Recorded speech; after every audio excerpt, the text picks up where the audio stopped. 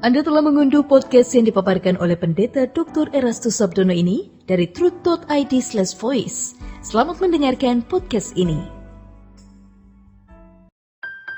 Shalom saudara sekalian, salam sejahtera dalam kasih Tuhan kita Yesus Kristus. Kebenaran hari ini, lautan kematian. Berbicara mengenai kedahsyatan Allah, biasanya orang hanya menghubungkan dengan keberadaan kuasanya yang melampaui segala sesuatu, tetapi tidak menghubungkan dengan kesuciannya. Di dalam kesuciannya, Allah mengendaki umat pilihan untuk berkeadaan suci atau kudus seperti dirinya. Itulah sebabnya firman Tuhan mengatakan, "Kuduslah kamu, sama seperti aku kudus." Kalau seseorang benar-benar menyadari hal ini, maka ia memiliki perasaan takut yang sepatutnya akan Allah. Kata takut dalam teks aslinya di dalam 1 Petrus pasal 1 ayat 17 ini adalah phobos, yang selain artinya perasaan takut, juga berarti perasaan diteror. Mestinya kegentaran akan Allah menyelimuti hidup kita seperti sebuah teror. Tentu saja perasaan teror atau intimidasi bukan seperti menghadapi orang jahat yang mengancam keselamatan kita, tetapi menghadapi Allah yang maha baik. Allah yang maha baik, yang juga maha kudus, saudaraku. Kekudusan Allah seperti mengintimidasi agar kita juga memiliki kekudusan seperti Dia. Kita harus membayangkan seandainya saat ini kita berhadapan dengan Allah yang dapat meneropong kedalaman hati kita serta mengetahui segala sesuatu yang kita lakukan. Pasti ada kegentaran yang hebat dan sekaligus ketakutan yang tidak dapat dibayangkan, yaitu kalau kita masih berkeadaan belum memiliki kesucian atau keberadaan moral seperti yang Dia kehendaki.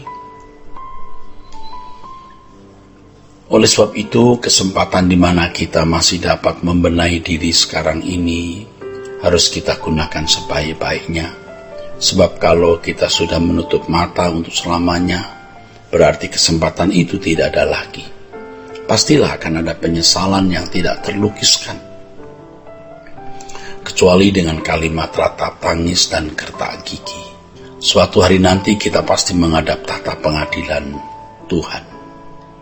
Tuhan yang mempercayakan kehidupan ini untuk kita jalani sesuai dengan kehendak-Nya. Karena kehidupan diberikan oleh Tuhan bukan sesuatu yang gratis, saudaraku. Kita harus mempertanggungjawabkan segala sesuatu yang kita kerjakan selama hidup di dalam dunia ini. Ini adalah suatu realitas yang dahsyat yang tidak bisa kita hindari. Perjalanan waktu membawa kita kepada realitas itu, kematian dan menghadap tahta pengadilan Allah. Setiap detak-detak jantung dan denyut nadi kita seperti detik arloji yang memang sekarang ini masih terdengar, tapi suatu saat akan berhenti. Pasti semua ini mengisyaratkan bahwa kita seperti terbawa oleh arus yang sangat kuat yang tidak bisa dibendung menuju lautan kematian. Saat panggilan menghadap Tuhan bisa terjadi setiap saat tanpa dapat kita duga. Pada umumnya orang tidak tahu kapan giliran masuk ke dalam peti mati. Tetapi realita kepastian mati itu orang juga tahu. Namun konyolnya banyak orang tidak memperdulikan hal tersebut. Hal ini nyata dalam perilakunya yang tidak sungguh-sungguh takut akan Allah. Mereka tidak sungguh-sungguh mempersiapkan diri menghadapi kematian dan pengadilan Allah. Dan orang-orang seperti ini biasanya tidak memperdulikan perasaan Allah dan penilaian Allah terhadap dirinya. Hal ini juga menunjukkan bahwa memang mereka tidak menghormati Allah secara patut dan tidak berlindung kepada Allah dari kedahsyatan kekekalan. Kalau seseorang berlindung kepada Allah dengan sungguh-sungguh, pasti ada perjuangan untuk hidup berkenan kepadanya dengan segala usaha. Banyak orang berpikir bahwa saat kematian masih jauh, ya. Maka mereka kurang peduli terhadap realitas kematian dan pengadilan Allah untuk mempertanggungjawabkan hidupnya dalam kekekalan. Bila hal ini berlarut-larut, maka mereka tidak pernah memiliki kesadaran bahwa kematian adalah sebuah realitas sampai mereka mati. Tidak sedikit mereka yang sudah berumur sangat tua pun masih berpikir dirinya bisa memperpanjang umurnya, saudaraku, ya. Apalagi kalau memiliki kekayaan yang berlimpah, ia akan berpikir seakan bisa menunda kematiannya. Ya, memang kadang-kadang tindakan medis seakan-akan bisa memperpanjang usia, saudaraku. Tetapi tidak bisa membatalkan kematian. Tuhan sendiri yang mengatakan bahwa masa hidup manusia 70 tahun dan jika kuat 80 tahun. Dan kebanggaannya adalah kesukaran dan penderitaan. Sebab berlalunya buru-buru dan manusia melayang lenyap. Begitu dikatakan dalam Mazmur pasal 90 ayat 10. Kata kebanggaan dalam teks aslinya adalah rohab. Kata ini bisa diterjemahkan kekuatan, strength. Bisa diterjemahkan sebagai keangkuhan dan kesombongan, arrogant, pride, object of pride. Ternyata kata rohab ini bisa mengandung semacam kata sindiran atau satir.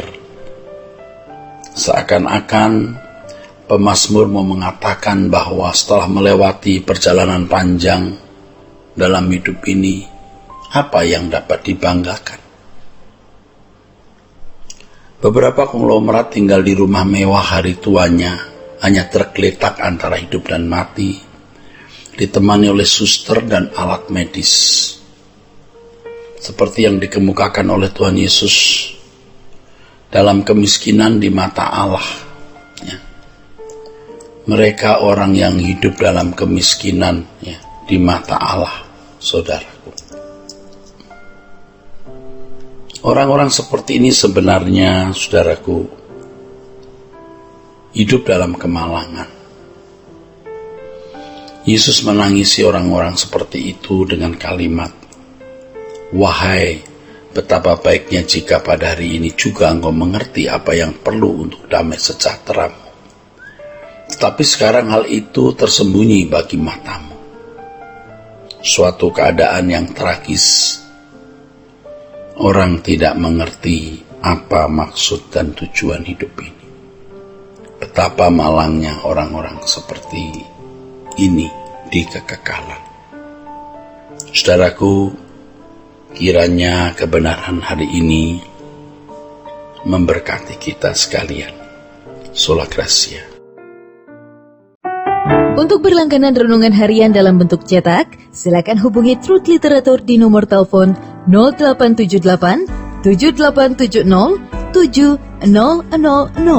Untuk mendapatkan CD khotbah, MP3 renungan Truth, dan CD album lagu produksi Sola Gracia, Anda dapat menghubungi di hari dan jam kerja di nomor telepon 021 638 60953. Tuhan Yesus memberkati. Sola Gracia.